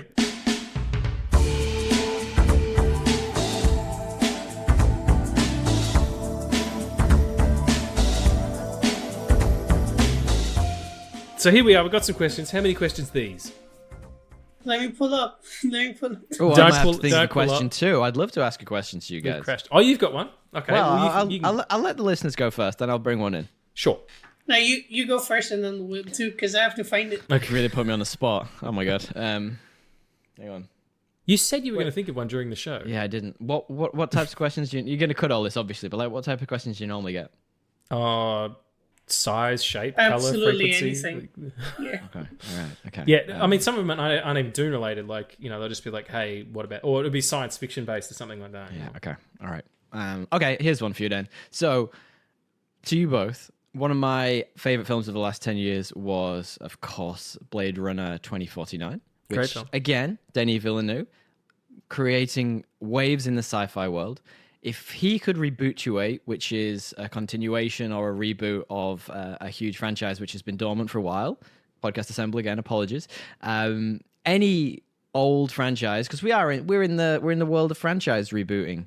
If he could bring a picture back from your past or the past, which you love, doesn't have to be sci-fi, but I think he's got a flair for that. What movie would you have him bring back? Wow, that's a fucking good question.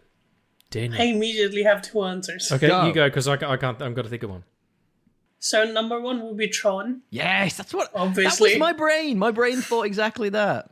He's like, there's no way he doesn't do like the street behind the bike justice.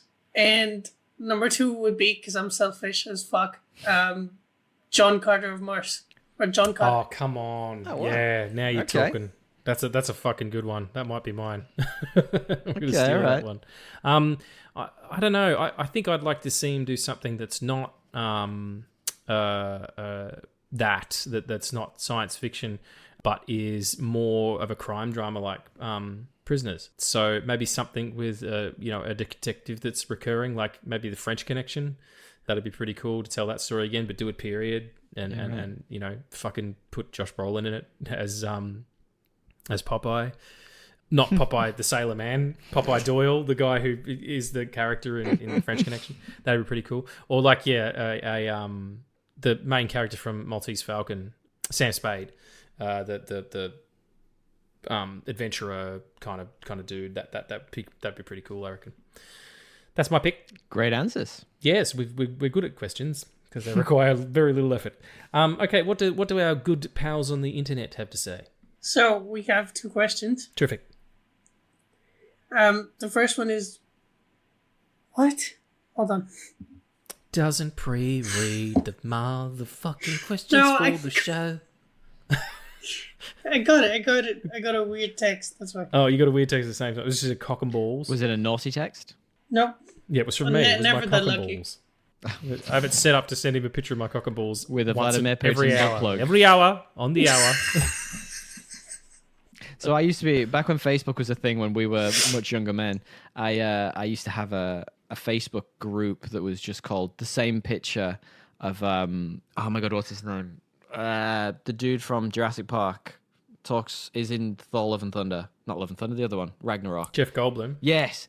And it just posted the same picture of Jeff Goldblum every day. And I think it still does. And it's my favorite thing of all time. No one's on Facebook anymore. That's that's why. Yeah, that's why they all run away from that. Sorry, Eddie, what was the first question from the listeners? So what general story would you like to see have done a storyboard first? Say it one more time. So what story in general would you like to have seen the storyboard of first? Oh, okay. So like Danny Villeneuve talked about, like when he was 13 years old, he would storyboard scenes from Dune. That's cool. Then he recreated in the film. Yeah, right. So what would I like to see the storyboards of that someone's done? You probably can Raiders, I reckon. Raiders of the Lost Ark. Maybe John Wick 4, but John Wick 4 would be animatics more than anything. But just the fight geography is really, really interesting. But yeah, Raiders, and I'm sure they're out there. Can I Thomas? answer? Oh, can I answer one? Oh, great. Yeah, you've got to do it.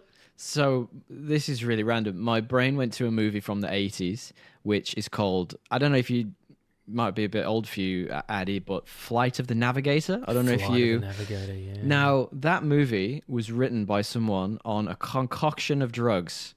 And I mean a lot. And I mean they were tripping balls. It was Conor McGregor. Yeah. Oh, way more than he could handle. I mean, like, this is 80s style, like Jordan Belfort levels of drugs. But like, I feel like, so the basic story is it's an alien spacecraft that comes down and it needs a navigator, and this child happens to stumble into it, and he gets in and flies around, sees space, and then does a bunch of cool stuff. But the visuals are trippy as all hell. And yeah, I mean, like, they are wild. So something, I mean, maybe not that specifically, something like that with trippy visuals to understand how you got from something so wild to what you actually get on screen. Yeah. Well, but Tron's another good example. The original Tron would probably be good. You'd love Flight of the Navigator, Addy. Check it out. Right up your alley. It's really, really good. Yeah. It's really good. It's yeah. I don't want to say any more about it. Just check it out. I think it's on Disney Plus or something. Or you can pirate it the way you love to. You cheeky pirate. Sorry. That's my youth, Fly the Navigator, not you being a pirate. Go and check out My Youth. I love that film. That Short I've Circuit. always been in your life as a pirate. Do you not know? I'm basically And I've just always doing been in your life as your dad.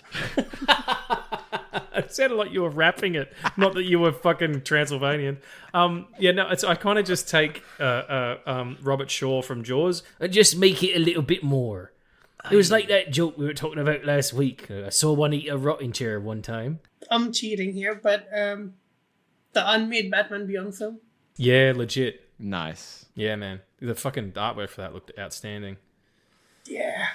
It's all right. Parallel universe. We'll end up there eventually. And question the second. All right. Last question is: what hopes or theories do you have for the future of this story? You go first. Refer to Dunes. Yep. Well, I hope that we deviate a little bit from the ending of the book, because I want this to be like Paul's story and his arc at the end. It would be fucking cool, because we did see like a vision of Paul's sister and Ocean inside Arrakis. I'd love to see an adaptation of that, but like not adaptation, but continuation of that, where he is able to get water in this land, and where we see Shai Hulud now is this like mystical yet dangerous and scary creature in the water that Shai Hulud feels natural. Oh, that's fucking awesome. Yeah, man. I mean, they are whales. Technically. with an in and an out part. A Q and an A. What about you, Tommy? What would you like to see? I'm just going to go the polar opposite to that, because I think Paul's story is all but done. Personally, like, I mean, if they want to go away and do the whole, I don't know, end of the hero's journey, that would be fine. But I think this story and where it goes from the original Dune books is just so wild and vast. I could see him dying in it and Chani taking over as the actual ruler, something along those lines. I think she's primed to be the character. You know, she's primed to be in the spotlight. I feel like it's too close but too different from the book for it to go anywhere near what the book's doing. So they're going to have to come up with something interesting. And you're probably right. He'll probably jump into the hero story for Paul. He'll, work it out, become the ruler he's always dreamed of, the girl he always wanted to be. But I feel like I'd love to see it take a wild detour, like the books. Turn him into a worm or some shit. Yeah, I'm that'll be cool. Keen for trying anything different with stuff, expectations. With worms. Yeah, keen to try anything with worms. And mine would be, I just want to see where that worm keeps them nipples. I'm assuming it's under the flap. That's it, folks. That's it, ladies and gentlemen. That's the end of the episode. So happy that you came to listen to us talk about Dune for a little bit and then a bunch of fucking nonsense for the rest of it and listen to us laugh. But you can tell we're having a good time. We hope you had a good time too. Couple of laughs, couple of smiles. That's why we're here. Tommy, thank you so much for being here, my friend. It was Thank you for having me. Glorious. You're more than welcome. Where can everybody find you, please? Let folks know. Please, you can find us on all of your podcast captures of choice. Search Podcast Assemble. We are about to go through a rebrand, which, funny enough, you said Tron, because you might see some of that in our rebrand very soon. Check us out, Podcast Assemble, everywhere. You can find us on Instagram at Podcast Assemble or thepodcastassemble@gmail.com. You can send us emails. You can go to www.podcastassemble.com. We are everywhere, and we'd love to have you. If you like what you've been hearing, maybe check us out. It's basically this, but without me and Addy, and with someone else. It's just me. I just talk to myself. I have two personalities that talk to each other. Yeah, DL's not even real. It's fucking weird. He puts on a hat and then takes it off, and puts it on and takes it off. It's very strange. Also, you've got a fantastic YouTube channel where you do little side quest videos about different stuff that's going on. Yeah. You did a fantastic one about they need to stop making fucking Batman movies, yes, which was really hysterical. That got a lot of shit. My idea is with those, it's my side project where I can showcase some of my other interests. I've actually just done one about Denis Villeneuve specifically, about his chase for autorism.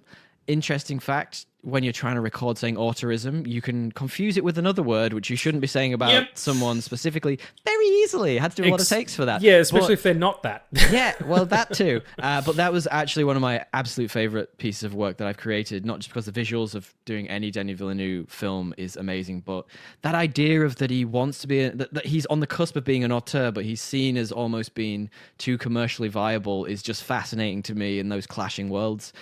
Check that out too. That's also Podcast Assemble on YouTube. Awesome. Yeah, I mean, auteur is interesting because I don't actually believe in the auteur theory, so I'm going to go and check that out and see what you have to say. Addy, you're beautiful, mate. You're beautiful too. I love you. Thank you so much for putting up with me and this other white dickhead. Just these colonial fucks that you have to put up with every goddamn week. Nah, I love doing this. And Tommy, thank you for being here. Thank you for going on this sandworm ride with us. Your podcast has become like my number one transit podcast, where I listen to it almost every time I'm going to somewhere. That's very nice. Thank you so much. I just cherry pick episodes every time I got to drive to the studio. It's like an hour and change to get there. I'll just go through and go, up this one today. Yeah, it's so fantastic. much love here. That the amount of love. And Addy, you're going to have to come on ours at some point as well. I'll be honored to. Talk about House of fucking Dragons and Tits or whatever the hell it is. Thank you so much, everybody, again. We will see you again in a couple of weeks. And remember... Stay amazing. Stay safe. Peace on, Al-Qaib!